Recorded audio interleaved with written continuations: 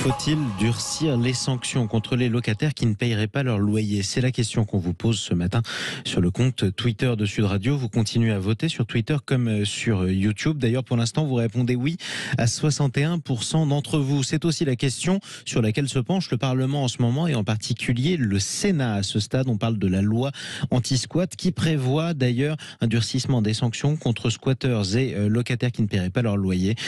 Les sanctions encourues seraient triplées, 3 ans de prison et 45 000 € d'amende. On en débat avec nos deux invités. Pascal Brice, bonjour à vous. Bonjour. Soyez le bienvenu sur Sud Radio. Vous êtes le président de la FNAS, c'est la Fédération nationale des acteurs de la solidarité. Nous sommes également en direct sur Sud Radio avec notre deuxième invité, Christophe Demerson. Bonjour à vous.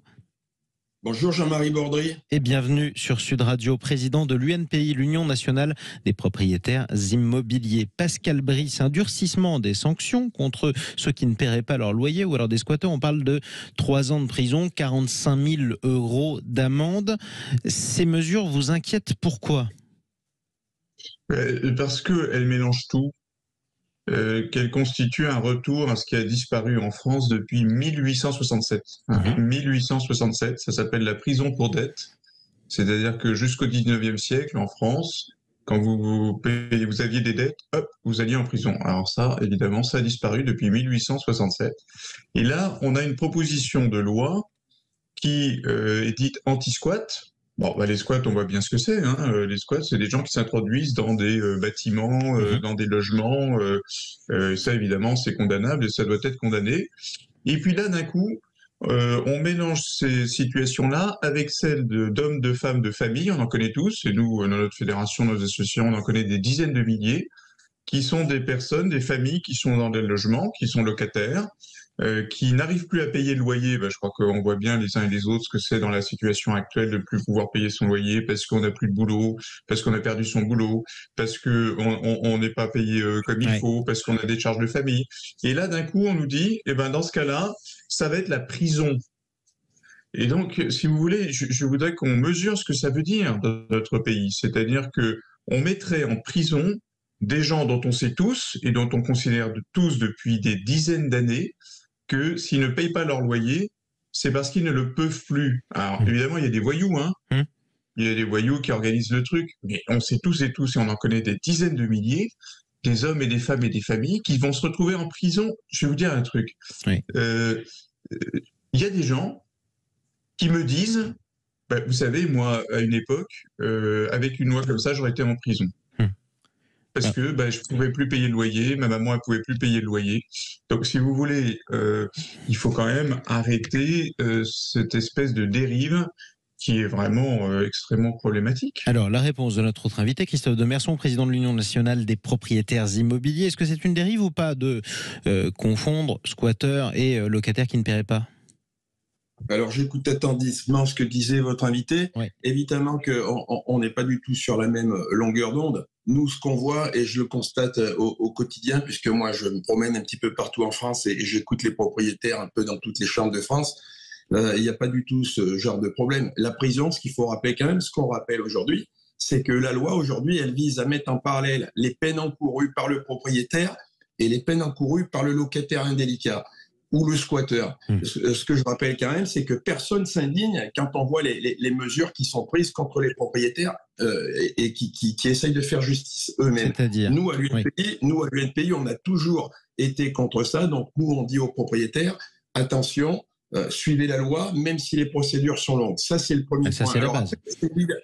Après, c'est évident que c'est une histoire d'équilibre entre le droit de propriété et le droit au logement. Le problème, c'est qu'on a vu depuis de longues années, malheureusement, des dérives s'installer, j'allais dire une professionnalisation du locataire indélicat. Et c'est vrai qu'en réalité, il y a très peu de locataires indélicats. Ces locataires indélicats, qu'est-ce que c'est en réalité ? C'est quelques personnes, c'est peut-être 1 ou 2% qui pourrissent, je dis bien qui pourrissent la vie de tout le monde, ils pourrissent la vie des propriétaires, et puis j'allais dire des autres locataires aussi, puisqu'après, tout le monde est mis sur le même niveau. Alors justement, réalité, Christophe... Qui s'indigne aujourd'hui ? Qui s'indigne ? Quand on voit, par exemple, regardez les dernières décisions de la Cour de cassation, qui s'indigne ? Quand on voit qu'une propriétaire a été condamnée, écoutez bien, 54 000 € d'amende. payer la CPAM parce que le locataire sans droit ni titre était tombé parce qu'il y avait un garde-corps qui s'était cassé. 54 000 € à payer la CPAM, c'est-à-dire la Sécu, et 4 000 € d'indemnisation quand vous parlez de locataire sans droit ni titre. Christophe Demerson, quand vous parlez de locataire sans droit ni titre, c'est-à-dire c'était un squatter?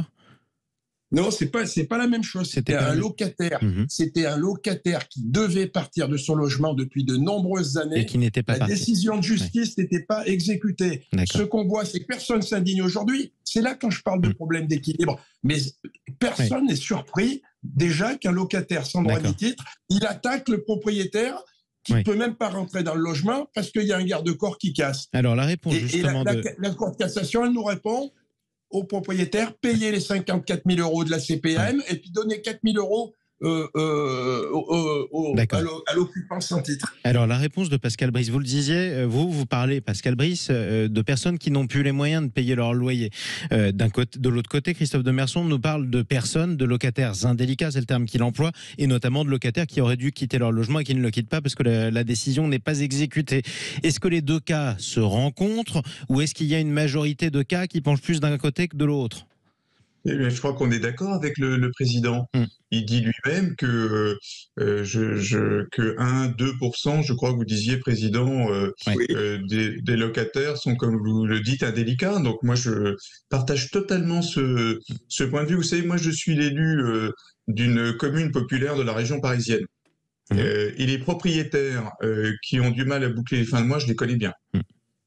Des hommes, des femmes notamment âgées, parfois malades, et je peux vous dire qu'ils roulent pas sur l'or.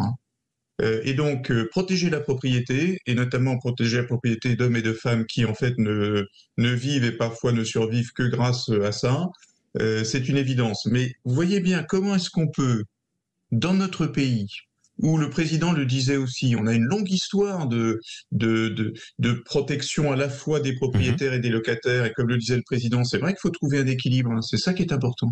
Et pour 1 ou 2% de voyous, on va remettre un truc du 19e siècle pour mettre en prison des gens qui n'arrivent pas à payer. On va mettre par terre des décennies de politiques qui sont importantes non seulement pour les locataires, mais aussi pour les propriétaires et notamment les plus en difficulté. On appelle ça la prévention des expulsions locatives. Donc effectivement, qu'on regarde, parce que parfois ça déconne, parce qu'on protège pas assez les propriétaires, et notamment les plus fragiles, moi j'ai aucun problème. Mais de la prison. Donc voilà. Alors justement, pour faire avancer un petit peu le débat, Pascal Brice, pour la Fédération nationale des acteurs de la solidarité, dans ce cas-là, comment on fait la différence entre le locataire et qui ne gagne plus sa vie et qui n'arrive plus à payer, mais même s'il est de bonne foi, et celui qui est, comme vous dites, indélicat ou alors qui est un voyou? Comment on fait la part des choses pour que la sanction tombe sur les uns et pas sur les autres? Le président de l'Union nationale vient de nous le dire, c'est 1 ou 2%. Donc l'affaire est réglée. On le sait, on l'a toujours considéré comme ça. Donc, si vous voulez, la loi, elle organise les choses de manière à protéger les propriétaires. Mais il vous dit qu'ils ne sont pas protégés à ce stade, les propriétaires. C'est ce que vous attendez, on vous parle de 1 à 2% d'écart. Donc, qu'est-ce qu'on en fait de ces 1 à 2%? Non, mais dans 1 à 2% des cas, il faut que la loi s'applique, il faut qu'un ensemble de dispositions s'applique. Mais 1 ou 2%, est-ce qu'on est dans un pays où on va enfin raisonner à peu près tranquillement, où on se dit que si 97% des gens qui ne payent pas leur loyer, c'est parce qu'ils ne le peuvent pas, et que moi, j'ai pas envie, en tant que président d'association qui sont auprès des gens dans la rue, de les retrouver demain dans la rue avec les enfants, que c'est pas la question. Donc les squats, c'est un problème, mais qu'on ne mette pas des peines de prison pour des hommes et des femmes qu'on va retrouver à la rue. Pas d'amalgame entre squatteurs et locataires qui ne payent pas. Ça n'a tout simplement pas de sens. Enfin, on est en train de monter un truc. Et d'ailleurs, moi, j'ai regardé le site, votre site internet, président. Je voyais que vous mettiez un ensemble d'éléments dont vous vous réjouissiez dans cette proposition de loi, notamment contre les squats, et je partage. Et j'ai vu aucune disposition où vous réjouissiez effectivement de ce qu'on remette de la prison pour des gens qui n'arrivent pas à payer leur loyer. J'ai vu ça. Donc, je crois qu'il n'y a même pas de débat. Alors, justement. Si je peux répondre. Christophe Demerson, le mot de la fin. Oui, si je peux répondre, parce qu'en réalité, il faut faire quand même aussi confiance au bon sens des propriétaires. Pourquoi ? Parce qu'en réalité, un propriétaire, quel qu'il soit, même au propriétaire modeste, et je peux vous le garantir, le problème n'est pas là, c'est que lui, il sait très bien s'il a un bon locataire. C'est-à-dire que si on se retrouve devant une décision de justice, c'est qu'en réalité, il y aurait eu un problème. Parce que sinon, un bon propriétaire, un propriétaire qui est responsable, comme c'est, je vais dire, pratiquement tous les propriétaires, il sait très bien faire la part des choses. Il fera un étalement de la dette, il regardera avec son locataire. On ne voit jamais, je peux vous le dire, moi je suis partout en France, on ne voit jamais des propriétaires qui vont attaquer une famille parce qu'elle ne paye pas son loyer. J'y crois pas. Ce qu'ils vont attaquer, c'est pas ça. Ce qu'ils vont attaquer, c'est des professionnels de l'impayé, des gens qui vont d'un endroit à un autre et qui disséminent les soucis et qui s'incrustent. Et puis après, quand il y a des décisions de justice, au bout de longues années, je rappelle, au bout de longues années, et là, on arrive au bout de l'histoire. Mais en attendant, c'est évident, il faut ramener un équilibre. Et il faut quand même enfin, j'allais dire aujourd'hui, protéger les propriétaires dans ce pays. Et donc, pour cela, et pour avoir le mot de la fin sur ce débat, pour vous, c'est une bonne chose ou pas, Christophe Demerson, de menacer de la prison les locataires qui ne paieraient pas leur loyer? Évidemment, je pense que c'est une bonne chose parce qu'on est aussi dans la symbolique. Et je peux vous dire qu'avant qu'il y ait un locataire qui rentre en prison parce qu'il n'a pas payé son loyer, je voudrais voir l'état de l'appartement qui aura été laissé, je voudrais voir les dégradations qu'il y a eu. Mais je pense qu'on est dans la symbolique, c'est comme dans les 45 000 € d'amende. Avant qu'il y ait un locataire qui soit condamné à payer 45 000 € d'amende, je peux vous dire qu'il y aura de l'eau qui aura passé sous les ponts et il y aura beaucoup de neige à Superbès comme il y en a aujourd'hui dans le Puy-de-Dôme. En attendant, ce qu'on voit, c'est que l'équilibre, il doit revenir et la sagesse, elle doit reprendre le dessus. On le voit bien dans les cas qu'on voit, la presse s'en fait écho, j'allais dire malheureusement, c'est des petits propriétaires, c'est des gens qui sont démunis, qui se retrouvent devant des procédures extrêmement longues et délicates. Et pendant ce temps, il ne faut pas l'oublier, c'est que là, tout le monde donne des leçons de solidarité aux propriétaires, mais pendant ce temps, le propriétaire, il continue à payer ses charges, il continue à payer ses impôts fonciers. Personne ne lève le doigt pour l'exonérer de quoi que ce soit. Et en tout cas, on sera amené à en reparler de cette loi anti-squat. Merci à tous les deux d'avoir débattu sur Sud Radio. Christophe Demerson, merci à vous. Merci à vous. En tout cas, Christophe Demerson, président de l'UNPI, l'Union nationale des propriétaires immobiliers. Merci à vous également, Pascal Brice, qu'on entendait à l'instant. Vous êtes le président de la FNAS, la Fédération nationale des acteurs de la solidarité.